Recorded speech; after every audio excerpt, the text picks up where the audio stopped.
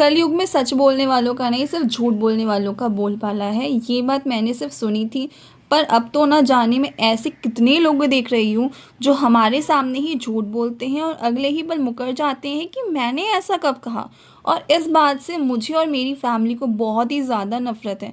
वो तो हम अपनी शराफ़त से इनके मुँह नहीं लगते और इनको इग्नोर ही कर देते हैं, लेकिन कल कुछ ऐसा इंसिडेंट हुआ जिसने हमें बोलने पर ही मजबूर कर दिया, क्योंकि जब आपकी गलती भी ना हो और सामने वाले अपनी हद पार कर जाए और आपसे ही झूठ बोले और आपसे ही अकड़े, तो उन लोगों को जवाब देना बहुत ज़रूरी हो जाता है। वरना इस तरह के लोग हमारी चुप्पी को हमारी कमज़ोरी समझने लगते हैं। और हो सकता है कि आगे चल की दुनिया ही ऐसी हो, शायद हम लोग ही शराफ़त के मामले में पीछे रह गए हैं। पर धीरे धीरे हम भी ऐसे लोगों को समझना सीख रहे हैं, क्योंकि अब मैं इस इंसिडेंट के बारे में आपसे ज़्यादा शेयर तो नहीं कर सकती, क्योंकि ये हमारी पर्सनल लाइफ का मैटर है। और आपको तो पता है मैं अपनी रील और रियल लाइफ दोनों ही बहुत अलग रखती हूँ। वो तो आपके साथ अपनी बातें शेयर करके मेरा थोड़ा मन हल्का हो जाता है, इसीलिए मैं आपको बता देती हूँ। तो अगर आप भी हमारी तरह भोले हैं तो प्लीज़ भोला बनना बंद कर दो, क्योंकि आजकल की दुनिया ऐसी बिल्कुल भी नहीं रही। और मेरे पेरेंट्स का तो एक ही कहना है, अगर आपकी गलती हो तो बिल्कुल झुक जाओ, पर अगर गलती नहीं है तो उसका डट के सामना करो। तो इस ज्ञान को छोड़ के मैं आपसे अपना दिन शेयर करती हूँ। सुबह कड़कती हुई ठंड में मैं तो सबसे मोटा वाला कोट पहन के चले जाती हूँ स्कूल। स्कूल जाने के बाद मैं अपने हथियार रेडी करती हूँ, मतलब मार्कर्स, और हमारा हो जाता है लंच ब्रेक, जहाँ पे था आज इडली सांभर जो मेरा बहुत फेवरेट है। और मैं वहाँ पे लंच खाती हूँ। और आपको अगर नहीं पता तो मैं बता दूँ, मेरे स्कूल का नाम है GD गोयनका मॉडल टाउन। यहाँ पे मेरा सब्स्टिट्यूशन लगा हुआ था, तो मैंने बच्चों के लिए इनकी फेवरेट मूवी लगा दी थी, मोना करके कुछ है, ये मुआवना करके कुछ है। और ये लोग ये एंजॉय कर रहे थे, पीछे बैठ के मैं अपनी नोटबुक्स चेक कर रही थी, क्योंकि ऑनलाइन के चक्कर में जब बच्चे हाइब्रिड मोड पे आए हैं तो बहुत ज़्यादा काम लेके आए हैं और उस काम को चेक करना इज़ वेरी डिफ़िकल्ट। इसके साथ साथ मैं आपको बता दूं कि मैं तैयारी कर रही हूँ अपनी KVS फॉर्म की एग्ज़ाम की।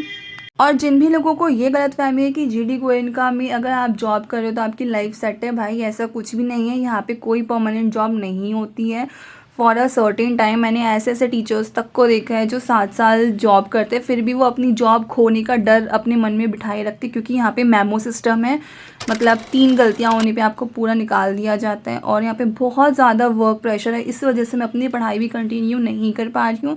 जो लोग मुझे काफ़ी पहले से जानते हैं उनको पता होगा कि मैं DSSB की गवर्नमेंट एग्ज़ाम की तैयारी कर रही थी, बट इस स्कूल में ज्वाइन करने के बाद मुझे बिल्कुल भी टाइम नहीं मिलता। हमारे विंटर वेकेशन स्टार्ट होने वाले हैं और इसमें भी हमें हॉलीडे होमवर्क मिल चुका है हमारे टीचर्स के लिए, कि मुझे इसमें पेपर सेट करने हैं और पता नहीं रिसोर्स बुक वगैरह के पेजेस भी चेंज करने हैं। तो भाई जितना अच्छा आपको दूर से लगता है उतना अच्छा बिल्कुल भी नहीं है।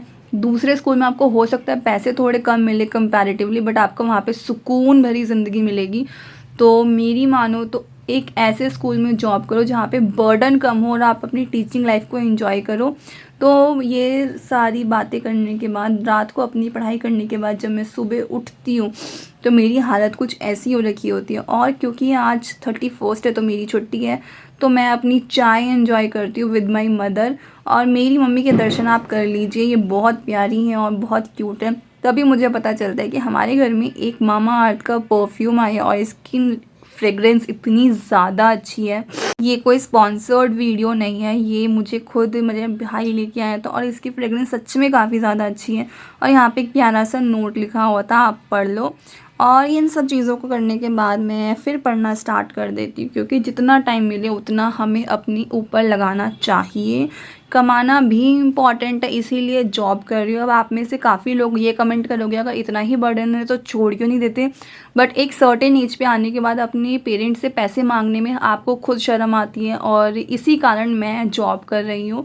बट मुझे लगता है कि बहुत से लोगों ने पूछा था कि GD गोयनका में मैं भी जॉब करना चाहती हूँ, तो मैंने ये चीज़ उनको बताई है स्पेसिफिक, कि बड़े नाम के पीछे मत भागो, एक ऐसे नाम के पीछे भागो, ऐसे काम के पीछे भागो जहाँ पे आपकी क्रिएटिविटी भी ज़िंदा हो। और इस स्कूल में जॉब करने के बाद हर चीज़ इतनी ओवर प्री प्लान्ड है कि क्रिएटिविटी मर चुकी है। जिनको नहीं पता मैं उन्हें बता दूं कि मैं शेल्स बाय शैली अपना खुद का क्लोथिंग ब्रांड लॉन्च कर रही हूँ, जो कल होगा 1 जन को। Do save the date and keep supporting us. So मिलते हैं नेक्स्ट वीडियो में।